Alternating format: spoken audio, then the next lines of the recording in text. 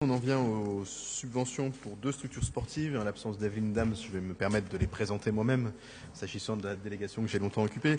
La première concerne l'OMS, l'Office du mouvement sportif du 18e. Un vœu avait été déposé au précédent conseil pour demander à ce qu'elle soit inscrite à l'ordre du jour de ce conseil. C'est bien le cas. Le montant correspond aux besoins et je vous invite donc à la voter. Monsieur Bournazel. Rapidement, nous la votons. Vous évoquiez le vœu que nous avions déposé. Nous sommes très heureux de cette délibération. J'en profite peut-être pour signaler qu'un certain nombre d'associations nous interpellent régulièrement sur le timing de la ville de Paris et sur leurs difficultés à faire face pendant le délai qui court de l'attente de la subvention. Bon.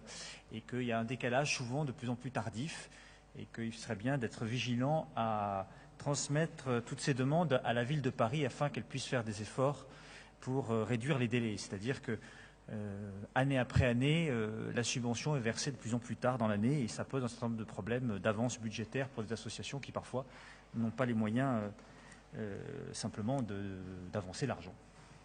Je ne partage pas ce diagnostic, même si je reconnais que l'année électorale ayant ses spécificités, dans les années électorales, effectivement, les subventions sont votées plus tard, tout simplement parce qu'il revient à la nouvelle équipe municipale de les voter et il serait anormal que l'équipe sortante engage l'ensemble des subventions que la ville verse pour l'équipe éventuellement nouvelle. Mais bien sûr, nous y sommes très attentifs et notamment la ville a beaucoup réduit les délais de paiement grâce à un système qui est très compliqué parfois, mais qui a au moins ce mérite-là, qui s'appelle Sympa, qui permet à ce que les échanges de documents dématérialisés aillent plus vite et que les traitements soient accélérés. On peut toujours, bien sûr, faire mieux, mais il n'y a pas de dégradation, loin s'en faut, si ce n'est, et je le redis, dans les années électorales, mais pour une raison démocratique bien normale. En attendant, unanimité donc sur la subvention pour l'OMS.